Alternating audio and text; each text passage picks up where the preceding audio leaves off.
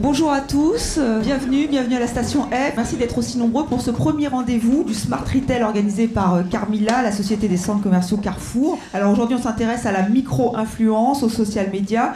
Comment peuvent-ils attirer les clients dans les points de vente physiques évidemment. Alors Boris Duda, social media manager chez Nature et Découverte. Je vais demander de les applaudir puisque c'est nos premiers intervenants. Yannick, bonjour. Bonjour Boris. Yannick Ponce de l'agence Reach. Vous allez nous expliquer comment tisser une communauté de micro-influenceurs et bien d'autres choses. Et enfin, Amel Méniche, qui est vraiment une spécialiste des sneakers, qui a un blog, Ugly Mélite. Merci, bienvenue Amel. Alors j'avoue que j'étais assez nulle en sneakers et depuis que je suis allée sur votre blog, eh bien je suis presque incollable. Hein. Donc voilà. Donc c'est vrai que c'est intéressant. Vous allez nous expliquer pourquoi vous avez choisi ce thème-là. Et vous êtes aussi social media manager pour une grande enseigne de beauté. Donc vous êtes des deux côtés. Donc vous allez pouvoir nous expliquer tout cela. Alors déjà une première question. Assez simple, mais en même temps peut-être pas aussi simple que ça, c'est qui sont les micro-influenceurs, influenceuses, comment vous les définissez? Alors on va peut-être commencer avec vous, Yannick Ponce, puisque vous êtes vous les recherchez, vous les castez, et vous allez nous expliquer. Voilà, c'est votre métier. Alors expliquez-nous un petit peu comment vous les trouvez et si vous avez vu effectivement leur influence à ces micro-influenceurs grandir au fil des années. Les micro-influenceurs, à une époque, on considérait que c'était des gens qui avaient entre 1000 et 10 000 followers. Aujourd'hui, dans la littérature plutôt américaine, qui est le marché de référence, on va plutôt parler des gens en dessous de 50 000, 100 000 followers. Il n'y a pas vraiment d'échelle précise. La micro-influence, ça possède une caractéristique principale, c'est son taux d'engagement. Là où on va avoir sur des influenceurs à plusieurs millions d'abonnés des taux d'engagement à 1% maximum, 2%. Sur les micro-influenceurs, on va avoir des taux d'engagement de 5, 10%, même 20% sur certains influenceurs. Juste pour être clair, le taux d'engagement, c'est le taux de likes, commentaires, partages en fonction du nombre de followers des influenceurs. Et c'est un KPI que chez nous et aujourd'hui en influence, on suit énormément. C'est beaucoup plus important que la taille de communauté, c'est l'engagement de cette communauté. Donc Abel, est-ce que vous êtes d'accord avec cette définition finalement ? Est-ce que vous partagez cette analyse ? Je suis tout à fait d'accord sur l'évolution, en tout cas, du nombre de communautés. Aujourd'hui, bien évidemment, il y a beaucoup d'influenceurs qui sont presque à 500 000, 1 million, donc on les considère comme l'élite et les top influenceurs, les micro-influenceurs. C'est vrai qu'en plus de ce que dit Yannick sur le reach, de ce qu'on va regarder, c'est aussi le talent. C'est comment est composé son compte Instagram, les photos, au-delà de la communauté qu'on va rechercher quand on va faire une activité avec des micro-influenceurs. Oui, alors je vous vois acquiescer, messieurs, mais alors donc Boris Duda, vous, en tant que social media manager pour Nature et Découverte, c'est votre priorité, voir si vraiment le micro-influenceur, la micro-influenceuse a ce talent, cette singularité. Il faut trouver celui ou celle qui fera la différence ? Totalement, je rejoins un peu ce que vous dites. Nous, chez Nature et Découverte, on a une problématique qui est que on cherche à travailler avec des influenceurs qui ont du talent et qui correspondent à nos valeurs. Et c'est vrai que quand on voit un peu le périmètre, tous les influenceurs actuels, les gros influenceurs, on se rend souvent compte que au final, ces influenceurs-là essaient de toucher un peu tout le monde. Donc ils vont pas forcément avoir tout le temps une identité propre. Nous, chez Nature et Découverte, on va chercher des influenceurs, donc des micro-influenceurs sur des niches. Ça peut être sur le yoga, sur le massage, sur les huiles essentielles, la naturopathie. Et en fait, pour nous, c'est intéressant parce que ces micro-influenceurs partagent plus de valeurs, ont une communauté qui a un engagement fort et on va pouvoir communiquer des messages de façon plus efficace, en fait, activer des messages de façon plus efficace, quoi. Alors Amel, vous, on peut dire aussi que c'est une niche en fait finalement, parce que vous êtes spécialiste sneakers et c'est ça aussi qui fait votre singularité ? C'est sûr que quand j'ai ouvert mon blog il y a 10 ans, c'était plus la mode d'avoir des blogs mode. Donc arriver avec juste des photos de paires de baskets, c'était un peu original. On me prenait beaucoup pour un garçon, parce que je mettais que des paires de baskets. Mais c'est justement cette spécificité, cette exclusivité qu'on va rechercher, parce que les marques viennent me solliciter parce qu'elles veulent atteindre des gens fans de basket. Et pas en plus général lifestyle. Donc c'est là où en fait ils vont avoir une stratégie plus complémentaire. Ils vont prendre des gens lifestyle avec un gros réseau, mais aussi pour vraiment cibler les gens fans de basket, ils vont aller chercher des micro-influenceurs fans de basket pour vraiment atteindre leur cible. Alors quels sont les meilleurs supports? C'est vrai qu'aujourd'hui il y en a beaucoup. On a les réseaux sociaux, alors Instagram, on vous retrouve sur Instagram. Les blogs, j'avoue que je pensais que les blogs étaient dépassés, mais pas du tout. A priori, ils sont extrêmement importants. Pour vous, quels sont les... Alors Instagram, je l'ai dit, YouTube, est-ce que ça dépend des secteurs? Est-ce que ça dépend des blogueurs, des influenceurs? Comment vous analysez ça? En fait, je pense que ça dépend vraiment du business de chaque marque. Et parce qu'on a des réseaux sociaux qui sont plus ou moins appétants selon ce que l'on fait. YouTube, par exemple, pour moi, c'est un réseau qui est assez généraliste et qui va avoir une dimension où on va pouvoir chercher des influenceurs qui vont, par exemple, faire du do-it-yourself, qui vont montrer des choses qui vont être dans l'action. Sur Instagram, donc là, on a une cible qui est un peu plus jeune, qui est très visuelle. Donc nous, chez Nature Découverte, c'est intéressant pour montrer un peu la beauté du produit, la déco. Par exemple, chez nous, on a activé pas mal d'influenceurs sur de la déco en période de Noël. On s'est rendu compte que Insta, c'était hyper appétant. Par contre, YouTube, pas trop d'intérêt en fait sur de la déco. Donc ça va vraiment dépendre en fait de quel type de produit on veut mettre en avant, quelle est la cible, s'ils sont plus ou moins jeunes. Par exemple, Facebook, ça sera être plus généraliste. Le blog, ça sera aussi peut-être des cibles qui sont un peu plus âgées. Et on a aussi Snapchat, où là, on va aller chercher des plus jeunes, quoi. Donc, plus les millénials. C'est ça, les millennials, ouais, exactement. Les millennials. Ouais. Yannick Ponce, oui, vous aussi, est-ce qu'il y a un support qui est meilleur qu'un autre ou ça dépend en fait du produit, de l'enseigne? Comment vous voyez ça? En fait, il n'y a pas un support qui est mieux qu'un autre. Ça dépend, comme tu le disais, de votre cible. On va pas toucher les mêmes cibles sur le même réseau, mais ça dépend aussi de vos objectifs. On va avoir des réseaux qui vont être très bons pour le branding, je pense notamment à Instagram. On va avoir des réseaux beaucoup plus héroïstes. On va pouvoir, nous, associer des liens traqués à chaque publication. On va pouvoir suivre le parcours consommateur. Ça dépend vraiment de votre ADN, de vos objectifs, de votre cible. Il n'y a pas une solution parfaite pour chacun. Il y a des milliers de solutions et il faut faire une vraie analyse stratégique créative pour trouver la bonne. Nous, ce qu'on a fait, on réalise des campagnes pour de nombreuses marques de tout type.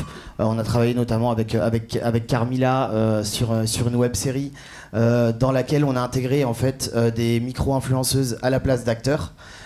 C'est hyper intéressant parce que ça permet d'impliquer les influenceurs et pas juste de les considérer comme des panneaux publicitaires. Le but, c'est d'avoir un influenceur impliqué avec nous dès le début du projet et qui va au final être très content de participer. Sa communauté va être super fière et on va avoir des taux d'engagement vraiment supérieurs.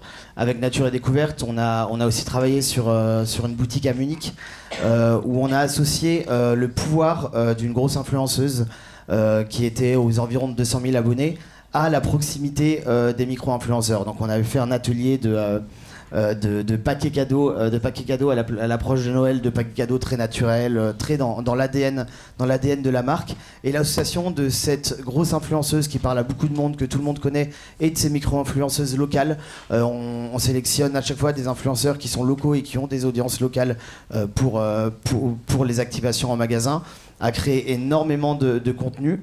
En fait, les micro-influenceuses ont surdélivré par rapport à ce qui leur avait été demandé parce que l'expérience était intéressante. L'expérience, c'est un mot vraiment très important. Il faut faire vivre une expérience à vos influenceurs, pas juste les considérer, comme je disais, comme un panneau publicitaire. Ça ne marche pas. Ça ne marche pas ni avec les influenceurs ni avec leur communauté. Il faut toujours penser expérience. L'expérience, c'est pas forcément un voyage à l'autre bout du monde. C'est quelque chose de différent et de différenciant parce qu'il y a beaucoup d'influence aujourd'hui. Il y a beaucoup de marques qui travaillent l'influence. Il faut savoir se différencier pour mettre en avant sa marque, pour mettre en avant ses magasins, pour mettre en avant ses produits. Alors avant de faire réagir Amel justement sur ce point-là, là on voit les images de cette opération que vous avez menée à Munich avec donc Nature et Découverte. Pourquoi justement lancer cette opération? Alors à une période clé pour Nature et Découverte qui est la période de Noël évidemment. Donc qu'est-ce que vous attendiez? Qu'est-ce que vous avez demandé à Rich? Et vous nous l'avez expliqué Yannick, mais effectivement en tant que Nature et Découverte, vous, quel était votre cahier des charges? Alors déjà, le gros enjeu, c'est que ici, tout le monde connaît Nature et Découverte, j'imagine. C'est plutôt une marque que les gens adorent. On a cette chance-là, c'est plutôt chouette. En Allemagne, Nature et Découverte, personne connaît. Déjà, Nature et Découverte, dans la tête d'un Allemand, c'est bon, qu'est-ce que ça veut dire, quoi. Donc on a une grosse problématique en Allemagne, c'est que nous, on a ouvert 4 magasins, donc dans le sud de l'Allemagne. Donc on avait vraiment une zone hyper spécifique. Et nous, période de Noël, c'est notre temps fort chez Nature et Découverte. Donc s'il y a un moment où il faut qu'on soit présent, c'est à Noël. Donc nous, on s'est dit, bon, là on est tout frais sur l'Allemagne, qu'est-ce qu'on fait? On veut générer du trafic en magasin, on veut faire parler de nous. Donc on avait ces objectifs-là définis ensemble.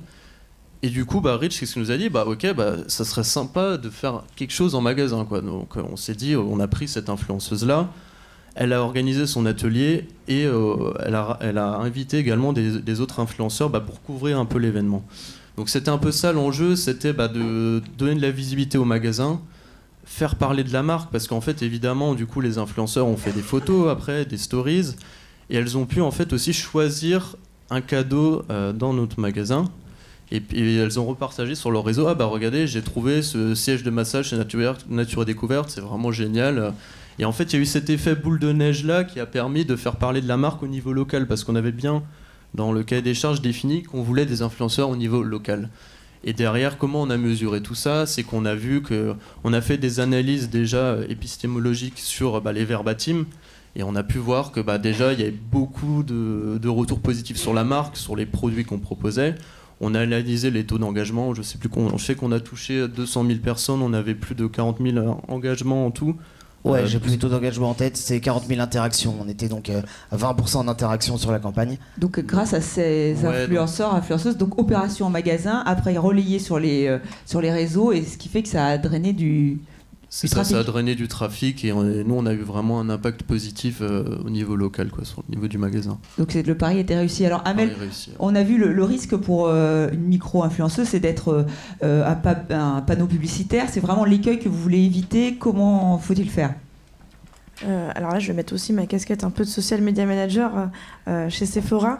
On n'utilise jamais et on n'identifie jamais les influenceurs comme des panneaux publicitaires. Bien au contraire, en fait, c'est du win-win. C'est qu'est-ce que je peux lui apporter et qu'est-ce qu'elle peut m'apporter. C'est là où on va vraiment créer, comme le disait Boris, l'expérience. Qu'est-ce que en fait, je vais lui donner d'exclusif pour qu'elle ait envie de venir, qu'elle ait 50 000 ou 1 million de followers. C'est la même question pour toutes les influenceuses. Et qu'est-ce qu'elle va m'apporter? Est-ce qu'elle va m'apporter de la communauté en local? Est-ce qu'elle va m'apporter du contenu qualitatif? C'est vraiment selon notre envie, notre objectif de campagne. C'est comme ça en tout cas qu'on perçoit et qu'on travaille avec les influenceurs, et c'est comme ça en tout cas que les marques travaillent avec moi sur certaines activations. Et je vois jamais l'aspect panneau publicitaire, et en fait certes on le voit un peu plus sur des influenceuses qui ont plus de communauté, parce que évidemment c'est leur business à temps plein, donc elles ont besoin de travailler, elles ont besoin de travailler en étroite collaboration avec les marques, et c'est sûr qu'au bout d'un moment les gens se reconnaissent un peu moins en elles, puisque à force de voir en partenariat avec le hashtag ads, forcément les gens ont besoin, on en parlait tout à l'heure, d'authenticité, de ce qu'elles peuvent apporter à une marque et pourquoi elles en parlent. Est-ce qu'elles ont eu une expérience souvenir dans l'enfance? Est-ce que c'est un produit qu'elles utilisent depuis X temps? Enfin, nous, c'est comme ça en tout cas qu'on va le voir. Si c'est une influenceuse qui parle de notre nouvelle palette make-up depuis X années, c'est évident qu'on va essayer de l'approcher, puisqu'elle aura une vraie histoire à raconter derrière.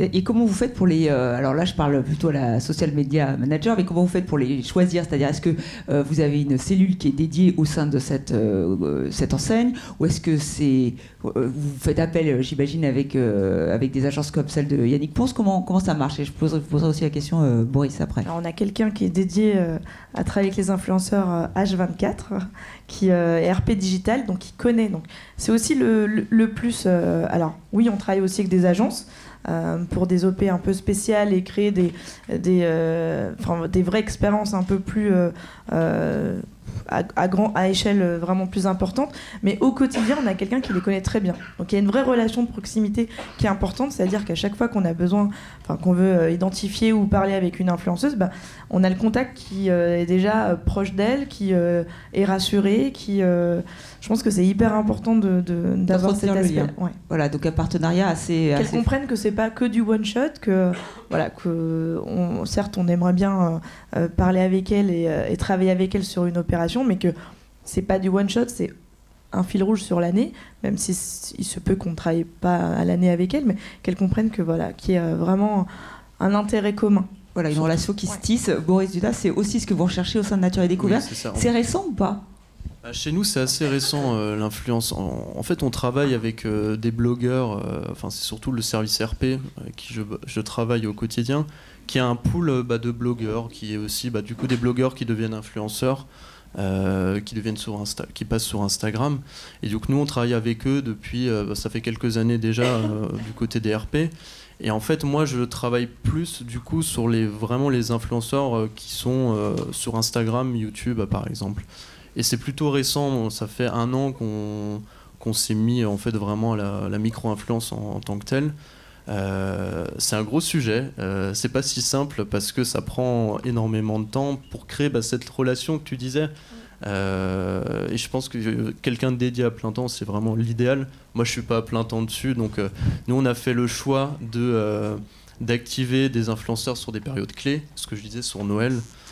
Par exemple, on a fait Noël dernier, on a utilisé pour aller chercher des influenceurs qu'on n'avait pas dans notre base, des plateformes en fait qui permettent d'aller trouver des influenceurs en fonction de ce qu'on va chercher. Si on va chercher par exemple, nous on avait ce qu'on a fait, c'est qu'on a mis en place une campagne de box pour Noël. On a fait des box déco, des box pour la gourmande, et du coup on a ciblé des influenceurs hyper spécifiques. Donc on va dire on voulait qu'elles aient entre 20 et 40 ans, qu'elles habitent à Paris, qu'elles aient une affinité pour de la déco. Et du coup, on avait un accès avec une plateforme qui permettait de trouver ces influenceuses-là. Et ces influenceuses-là, en fait, voyaient notre campagne et disaient « Ah bah c'est chouette, j'adore les produits Nature Découverte, c'est moi, j'ai vraiment envie de le faire, quoi. » Donc en fait, c'était vraiment les influenceuses ou les influenceurs qui venaient directement nous demander de faire la mise en avant du produit. Et je pense que c'est important aussi d'avoir cette notion-là, c'est que faut vraiment que les influenceurs aient envie aussi de parler de la marque, du produit avant tout, quoi. Donc oui, on peut se dire en même temps que c'est leur alors je sais pas dire, mais c'est leur raison d'être aussi, de parler des marques. Et justement, est-ce qu'on ne tombe pas dans le piège de tout et n'importe quoi? Est-ce que ça, c'est pas ça le problème? Parce que, arrêtez-moi si je me trompe, mais il n'y a pas de formation de micro-influenceur ou micro-influenceuse, donc... Non. Ça pourrait exister bientôt, à mon avis. Est-ce que... Non, ça serait le piège, ça, en fait, aussi. Parce que parfois, on peut se poser la question, quand on voit la qualité des Instagram, des blogs, ça, vous êtes surpris, Yannick Ponce, vous faites comment pour les choisir? Est-ce que c'est la qualité de ce qui est proposé? Est-ce que c'est l'authenticité? Est-ce qu'il ne faut pas être trop qualitatif? Parce que d'un coup, on se demande si vraiment on est face à des vrais micro-influenceurs ou micro-influenceuses ou des professionnels. Comment vous les choisissez? Alors nous, chez Rich, on a une plateforme qu'on a développée nous-mêmes avec nos devs du coup, qui nous permet de récupérer la data de tous les influenceurs inscrits chez nous. On en a un peu plus de 20 000 aujourd'hui inscrits chez nous. On considère qu'il y a entre 50 000 et 100 000 influenceurs en France. Donc on a une représentation du marché assez bonne. Notre techno va nous permettre de déterminer, de trouver des influenceurs avec toutes les données sociodémographiques de leur influence, avec leurs intérêts. Par exemple, je peux localement trouver une dizaine d'influenceuses nantaises qui s'adressent à une cible de Nantais qui a entre 18 et 35 ans et qui est intéressée par la mode. Et grâce à ça, on va pouvoir avoir un fort niveau de granularité, trouver les influenceurs qui parlent à la bonne communauté, et derrière on va faire une analyse plus qualitative pour comprendre si leur ADN correspond à celui de nos clients, si les posts qu'ils font sont en adéquation avec la campagne qu'on a envie de lancer, si les réseaux sur lesquels ils sont en adéquation aussi avec les formats qu'on a envie de lancer. Il y a donc, comme je disais, 100 000 influenceurs en France. Il y a des influenceurs dans toutes les thématiques. On a des influenceurs passionnés de chevaux, passionnés de mode, passionnés de sneakers, mais on a aussi des influenceurs dans des niches. On travaille notamment avec Schneider Electric sur des influenceurs qui sont électriciens. Faut savoir qu'aujourd'hui, il y a dès qu'il y a une passion, il va y avoir un influenceur qui va en parler. On ne trouvera pas d'électriciens avec 200 000 abonnés. On trouve des électriciens avec 5 000 6 000 abonnés. Et justement, ces influenceurs-là... Finalement, c'est ça. Pardon, peu importe le nombre d'influenceurs, après, c'est, comme vous dites, c'est de la niche, donc... c'est la qualité de l'audience. La qualité de l'audience, d'accord. C'est vraiment le critère numéro 1. Voilà. Et alors, Amel, vous travaillez comment avec les marques ? Alors, les marques m'appellent souvent, enfin je n'ai jamais sollicité une marque. Comment ça se passe ? Elles ont une opération ou un press trip ou une basket à promouvoir. Je ne sais pas s'il y a un petit exemple justement là, c'est avec Foot Locker qui faisait la promotion d'une paire de baskets qui s'appelle Arkin, qui est sortie en collaboration avec Kendall Jenner.